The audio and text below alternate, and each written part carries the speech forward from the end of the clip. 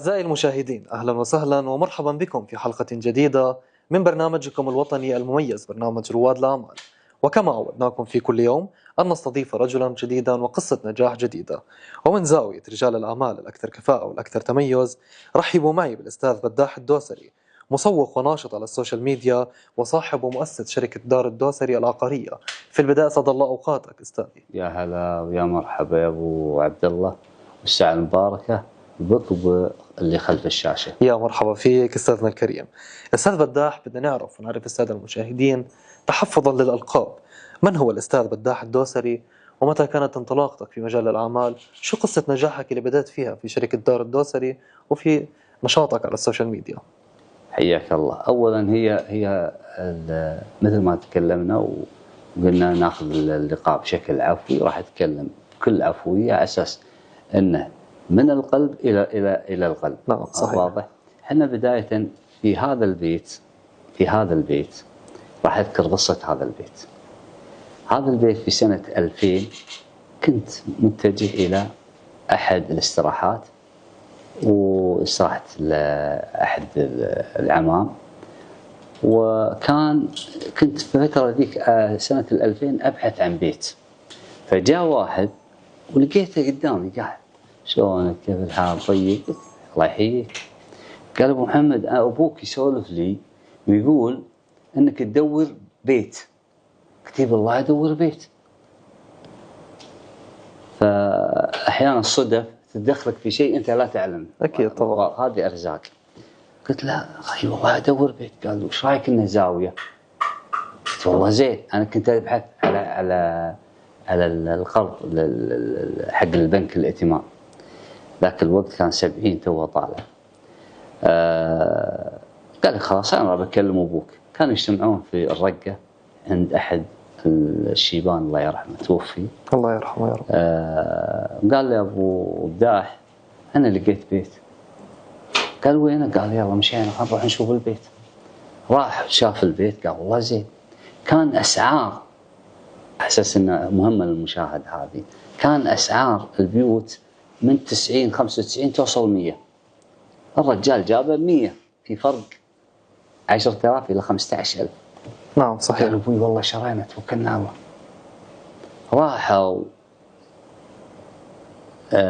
كانت 70 بقدم عليها وهذه تطلع، لكن ذيك الفترة يعني يحتاج قرض والقروض كانت موقفة.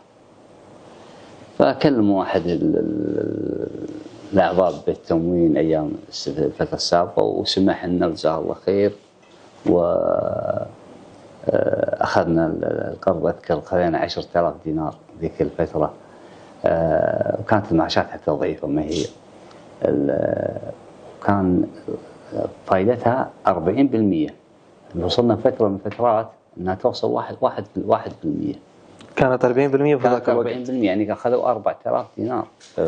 أيام فترة كان الفترة السابقة قبل 3 سنوات أو قبل سنتين، قبل هبوط العقار، كان على قبل لا ترتفع فائدة البنوك كان 1% وصلت. يعني أنت تأخذ تخيل 10,000 ممكن تأخذ 1000 دينار اللي هي فائدتهم أو مربحهم.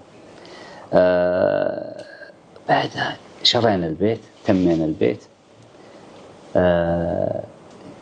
بعنا البيت كذلك بيت الوالد في القرين زين سنة 2007، وكنت أنا اللي أعرض البيت.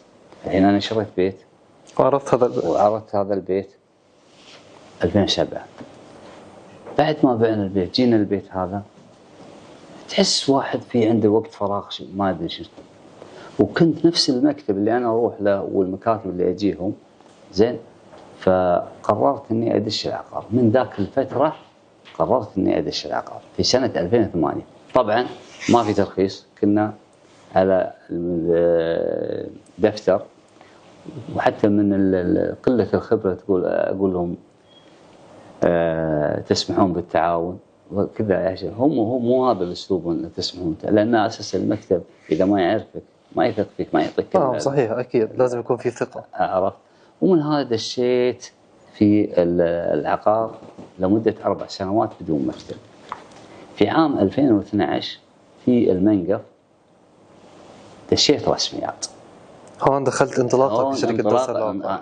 نعم ولا كانت اسمها التواصل الكويتية العقارية. التواصل الكويتي. التواصل الكويتية العقارية، ولا زالت موجودة المؤسسة، لكن وتمينا معاي اخوان مصريين وعندهم اخوان الامانة، واشكرهم انهم حافظوا على الامانة. نوجه لهم رسالة شكر نوجه لهم كبيرة. رسالة تحية شكر، ابو سيف ومحمود عبد الصبور وابو اياد.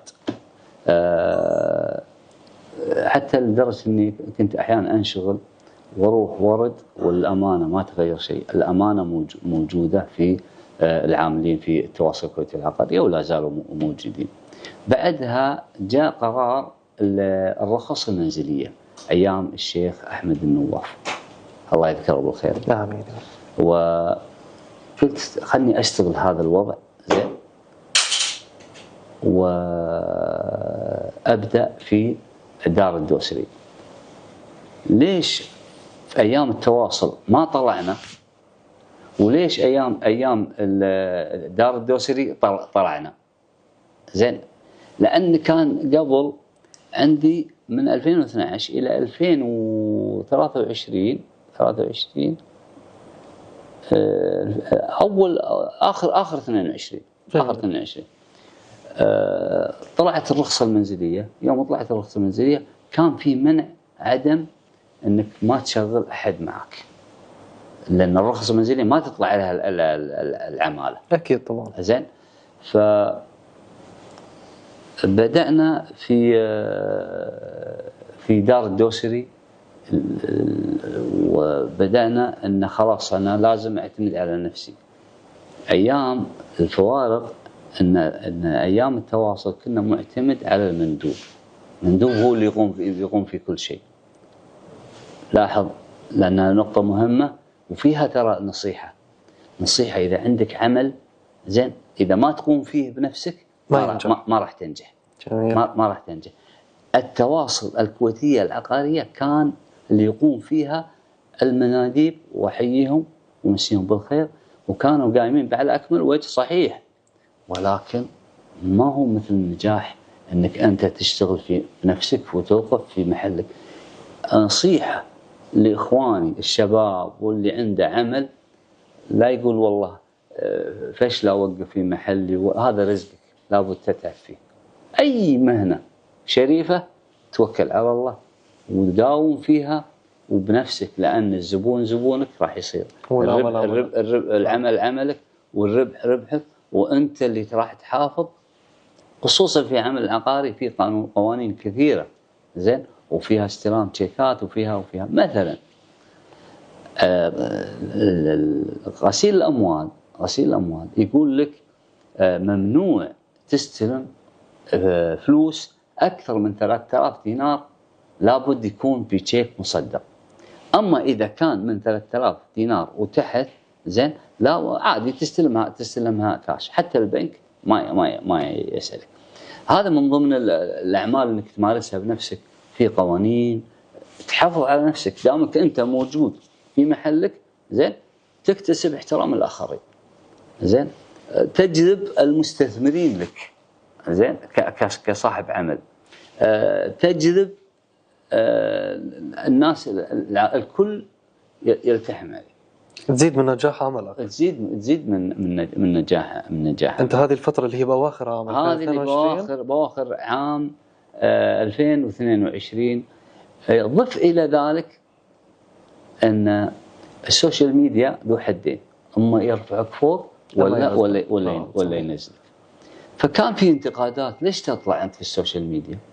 ليش يا اخي هذه مجال عملي يحتاج الى التسويق. انا صحيح. بالنهايه مسوق زين، فمجال عملي لابد اني اظهر شخصيتي، اظهر من انا، حتى ان الناس تعرف ابو محمد الدوسري. طبعا انا المعروف في السوق ابو محمد الدوسري، ما ابداح الدوسري، ما عرفت شلون.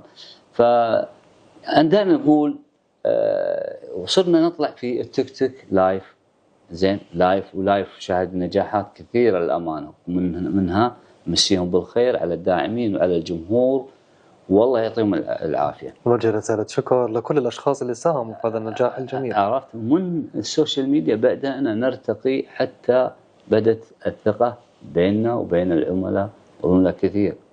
حتى لو أن اليوم ما تم بيننا وبينهم أي عقد أو أي شيء، كان يكفي السمعة الطيبة والاحترام المتبادل فيما بيننا. هذا مسيرة أبو محمد الدوسري في مجال العقار. اللي أنا بأذكره زين، بدون صبر في عملك، بدون صبر لن تنجح. بدون محبة العمل أنت لا تروح تفتح لك مثلا ميكانيكا وأنت لا تهوى الميكانيكا، تروح تفتح لك أي صنعة أو أي مجال وأنت ما تهوى. لا تحط في بالك إن الربح، لأنه قد يوم من الأيام الوقت يخذلك، ما تقدر تقول أنا ما ربحت زين. لكن لو حطيت قدامك هدف بأنك أنا أشغل فراغي في المفيد زين، أنا أصبر على هذه الهواية اللي أنا أحبها زين، من يوم تحس هذا الشيئين زين يبدأ التطوير. عرفت؟ ومن ضمن التطوير نحن مشينا في السوشيال ميديا، وفضل من الله الحمد لله يعني وصلنا إلى اتصالات، والله ناس ما تعرفنا قسم بالله. أكيد طبعا السوشيال ميديا شكر وما شكر وكذا. طبعا أعزائي المشاهدين الآن قاعدين بيشاهدوا بعض أعمالك الجميلة اللي قدمتها، بس بدنا نعرف السادة المشاهدين وغيرهم من الملايين كثير، إحنا اليوم شو بنقدم خدمات للمجتمع الكويتي؟ احنا نقدم في مجالي ما تقدر انت تقدم في شيء مو مجالك. اكيد طبعا. لان في مجالنا مجال العقاري زين، ممكن عندنا اقتراحات تطوير واضح. ممكن يعني مثل ما دخل المطور العقاري حاليا، وان شاء الله متفائلين الى الامام ان شاء الله باذن الله. في افكار يجب ان خلاص احنا المنتج العقاري في الكويت يقلد بعضه واضح. فاحنا ليش ما مثلا في دبي مثلا المنتجات في عقاريه ممتازه وماشيه، في منتجات في السعوديه كذا، هم قدوه الان. بالنسبه لنا دبي والسعوديه في المجال العقار، خصوصا ان عندهم هيئه عقاريه. احنا ما عندنا هيئه عقاريه، هذا اللي احنا محتاجينه صراحه للامانه، على اساس انه يبدا التطوير هذه. طب استاذ محمد، اليوم ابو محمد عفوا، اليوم شو نصيحتك للاشخاص المقبلين على الاستثمار؟ شو بتنصحهم؟ انا اقول انك الاستثمارك يجب ان يكون على قدر امكانياتك. يعني دائما تمسك العصا بالنص. نعم. مثلا الشباب المقدم اول حياته، لو انه شرى مثلا شقه ب 35 مثال يعني زين، فهو مسك راس مال زين له، لانه بدا صح. دائما في الوظيفه اذا ما تبدا صح زين تنتهي غلط. ان بديت صح، فاليوم صعب انك يعني من معاشك تجمع زين وتروح تشتري عقار. لابد ان تضحي شوي على 10 سنوات انك توك صغير. الاستثمار دائما يكون من الصغر، من التدريب. تدرب ولدك على 15 سنه يروح شوي. احد الشباب اللي احنا تعرفنا عليهم يقول في 79 بديت عمري 15 سنه. يقول كنت اجي عند الوالد زين في المكتب، يقول كنت اصب قهوه، يعلمني شلون اصب قهوه واني وباشر وكذا. يقول شوي قال يا ولدي روح شوف الشقه الفلانيه زين جيب لنا الايجار. يا ولدي روح مع الزبون الفلاني. يقول بديت اتمرن. يقول اول ما ملكت زين كانت ايام الاندلس في سنه عام 85 او 83. يقول اخذتها ب 5000 دينار من المحصول اللي انا جمعت واضح. لكن اليوم المبالغ وصلت في الكويت الى مبالغ عاليه جدا. نعم صحيح. يصعب الاستثمار. فذلك الشباب تلقاهم يعني اذا الفرص، انا ما اقول لك انها مش موجوده، الفرص موجوده، ولكن تضطر انك تقترب كبدايه شبابك. هذه فكرتي أنا مقتنع فيها. تقترض، لأن بعد 10 سنوات أنت عادك شباب، يتحرر القرض والعقار موجود. فلذلك أنت يعني عندك شقة، هذا الشقق قاعد تأجر، عندك المزارع ممكن تحصل فيها، ممكن الجواكر تحصل، ما تقدر في فرص أفضل في الخليج. زين، وأنا أيد الأمانة يعني في الخليج أيد إن الاستثمار. يوم من الأيام كان معي فلوس، يعني قلت أنا في الكويت ما تسوي شيء واضح، خلني أروح أشوف الأراضي في أحد دول الخليج. وقفت، قالوا هذا مربع ذهبي. شوف عاد المسوقين والذكاء عندهم، هذا مربع ذهبي، هذا مربع الألف، هذا مربع الباء، ما أدري شنو، حاطين 3 درجات. هذا مثلا ب40,000 مثال يعني، هذا ب7,000، هذا ال7,000 موجودة. زين،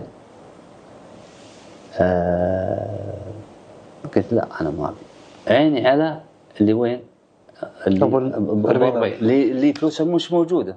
فأنا لا صدت اللي تحت ولا صدت اللي فوق، وراحت روحي بعد 10 سنوات. زين، وتوصل إلى 20 ضعف الأرض اللي أنا أقول أنا ما أبيها، اللي هي من 7,000. يعني خلنا أقول لك هي كانت بالسعودية ب70,000 ريال، وكنت ناوي أن أستثمر في مخطط الخير. وكان شو اسمه يقول معي في مربع يسموه مربع الذهبي، كانت فيه على 180-200,000. زين، أنا بهذا ما عندي فلوس، لكن هذه موجود فلوس. فقلت لا، هذه من يشتريها، خلت ما فيها. واضح. واضح. اليوم 70,000 واصلة 1,200,000. ما شاء الله. شوف فرق الاستثمار لوين.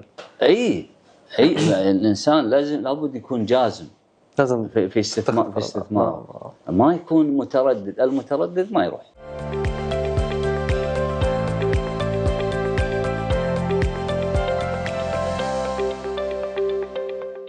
حابين نعرف الآن، في ظل المنافسة الشديدة في دولة الكويت، شو المميزات اللي بتتميز فيها شركتك اليوم؟ المميزات ان اول شيء احنا مخلصين في عملنا. جميل. زين، ونقوم على عملنا بانفسنا، ما نرضى احد يقوم.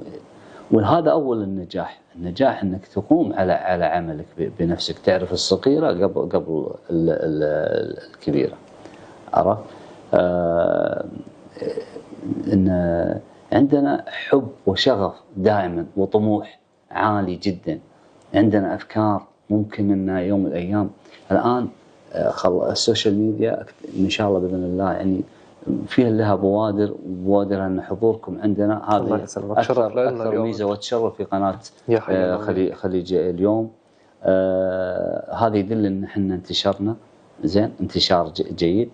عندنا طموح كذلك في التعلم على التصاميم بما يفيد عملنا. عندنا طموح على تعلم الكمبيوتر بشكل كامل. زين، هذا من ضمن الدورات اللي احنا نفكر فيها. بعد ان شاء الله باذن الله دراسه الجامعه.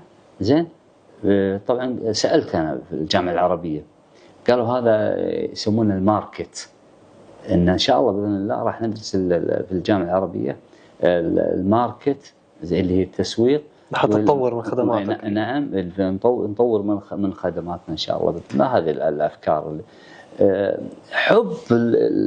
حب المهنه.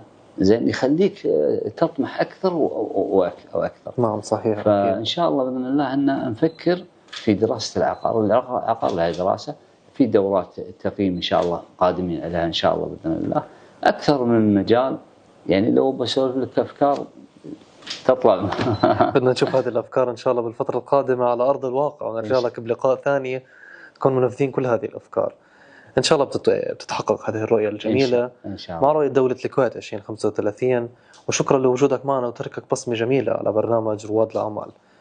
الآن أبو محمد خلصنا الجانب العملي ورح ننتقل لجانب وطني وهو الأهم. أكيد أنت من أبناء دولة الكويت، أكيد، وبتعرف أن الدولة تنعم بنعمة الأمن والأمان، صحيح، والبيئة الاستثمارية الخصبة الجاذبة للاستثمار. صحيح. وإذا وجد الأمان وجد الاستقرار والاستثمار. ففي ظل نعمة الأمن والأمان وغيرها من النعم كثير في دولة الكويت، هل بتشجع الاستثمار الأجنبي اليوم؟ أكيد. دائما يقول المال يبحث عن الأمان. نعم صحيح. المال يبحث، وحنا عندنا نعمة الأمن والأمان واستقرار. الحكومة برئاسة سيدي صاحب السمو أمير البلاد الشيخ مشعل الأحمد الصباح وولي عهده الأمين، ونفتخر دائما بتوجيهاتهم، ونحن داعمين على أو ماشيين على خطاهم إن شاء الله. يعني أبو محمد اليوم أنت بتشجع الاستثمار الأجنبي؟ أكيد، لأن البلد فيه وفرة مالية. البلد فيه وفرة مالية، والبلد يعني دام فيه وفرة مالية وفيه مشاريع، انطلاقة المشاريع. يعني شوف ما شاء الله تبارك الرحمن، كل مكان ترى مشروع. نعم كل مكان ترى مشروع، في تطور مستمر. خصوصا ما يخص العقار. في عندك الصابرية، في عندك مدينة النواف الأحمد، في عندك أكثر من مشروع اللي احنا سامعين فيه. فأنا من الناس اللي جوني شركة صينية، زين، قدوم الشركات هذه المعلومة لك أنت، أكثر من شركة تطلب إيجارات في الجهرة، بحيث أن المشاريع الشمالية كلها شمال، زين، فكانت تطلب عمارة لتوطين أو تسكين عمالتهم في هذا. هذول تواصلوا معك بشكل شخصي؟ نعم، عن طريق، مو بشكل شخصي، عن طريق الشخص. شخص رشحهم لك؟ رشحني لهذه الشركة. هي شركة عملاقة، وكان لها عقد مع دولة الكويت، والشركات الصينية قادمة بقوة. وهذا يعني لأن في مشاريع كبيرة جدا. وأنصح الشركات، أحدهم يوم من الأيام هو سعودي، زين، قال المستقبل ومستقبل المشاريع هي في الكويت، وأنا أيده بهذا الكلام. طلع في السوشيال ميديا تكلم، قال المستقبل المشاريع في الكويت. اللي تبي مشروع وتبي تطور من نفسك، اتجه إلى دولة الكويت، لأن في انفجار في المشاريع القادم إن شاء الله بإذن الله. نتشكرك أبو محمد لهذه النصائح الذهبية اللي قدمتها لأخواننا المستثمرين. وبنرجع لصيغة سؤالنا، أنه أكيد إن شاء الله هذه النعم ما أتت من فراغ، كلها أتت بفضل الله أولا، ثم بفضل صاحب السمو الأمير مشعل الأحمد الجابر الصباح وولي عهده وحكومتنا الرشيدة وكل القائمين عليها. فبدنا اليوم نوجه لهم رسالة شكر باسمك وباسم شركتك. أنا بالنسبة لي بالنسبة لي شخصيا وشركتي دار الدوسي العقارية، أوجه رسالة لصاحب السمو أمير البلاد حفظه الله ورعاه الشيخ مشعل الأحمد الجابر الصباح وولي عهده الأمين والحكومة الرشيدة كل الشكر على ما حنا فيه من نعم وخير برعايتهم، فضل من الله أولا، وبرعاية صاحب السمو وحكومته الرشيدة. ونوجه لهم رسالة شكر كبيرة، ونتشكرك لهذا الكلام الجميل وهذا اللقاء اللي أمتعتنا فيه. الآن أبو محمد بدنا نأخذ منك نصيحة للشباب والشابات اللي بيتابعونا اليوم عبر شاشات الخليج اليوم وABC الخليجية، شو بتنصحهم؟ هذه نقطة مهمة، ودائما أنا أقول يا شباب، في أشياء كثيرة دائما تجيني اتصالات، دائما أنصحهم فيها. الشباب، فئة الشباب أو أي فئة كانت، العمر مجرد رقم. طبعا أكيد. زين، لا تقول لي شباب ولا تقول لي كبير. زين، لا إذا كنت عندك طموح وعندك هدف لا تنشره في الدواوين، لأنه راح يقول لك والله لا تشتري، لا تسوي، لا مدري. ودائما كثير من الشباب يقول كان عندنا فرصة استثمار، نحن نستثمر في العقار بحكم التخصص، ولكن قعدنا بالديوانية قعدنا نطرح مواضيعنا، زين، ولكن لا، احنا اللي شرينا وراحت وطارت الفرص. فأنا أقول وأوصيهم اعرف من تستشير، هذه قاعدة. يعني أنت صاحب تبي تشتري عقار، تروح الميكانيكي تستشيره ما يصير. ما يصير طبعا. روح لصاحب التخصص، لا تطرح مواضيعك العامة أو مواضيعك الخاصة في الدواوين. في الدواوين، لأن الجالسين ليسوا متخصصين. فهذه أول نصيحة وأول خطوة. ثالثا والأهم، أي شخص محبط تجنب، لا تفتح مواضيع قدامه. دائما الأمور عنده سلبية. فأنصح بالاجتهاد والصبر على عملك وعلى تجارتك، وعدم فتح مواضيع مع الناس اللي ما تعرف التخصصات هذه. انت داش تخصص تروح تشتري اهل الدواوين، ما بعضهم ممكن حتى دينار بجيبه ما عنده. صحيح. زين، فما يقدر انه يرشدك، هو عاجز فمو قادر يفيد نفسه. فانت تطرح موضوعك ومشروعك على شخص عاجز. عليك بالناس القدوة، الناس اللي جربت، عليه بالناس أصحاب التخصص. فيا أخوان، يا شباب، الشباب والشابات أي عمر، فئة عمرية، تقدم قول بسم الله. اتجهوا للأعمال الحرة. أكيد هذه اتجاه الأعمال الحرة، هذا أدفع فيها الأمانة.